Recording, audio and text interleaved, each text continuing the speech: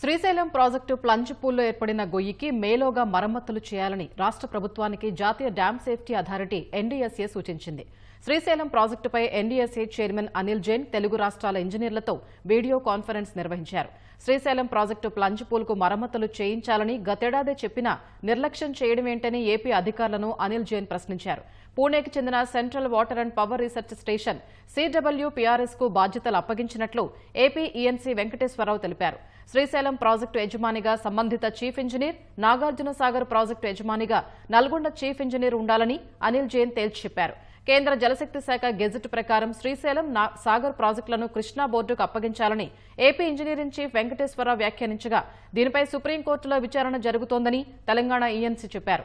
Srisailam plunge పూల్లో గొయ్యిని concrete టెట్రాపాడ్స్ తో పూడ్చాలని Telangana ENC విజ్ఞప్తి చేశారు.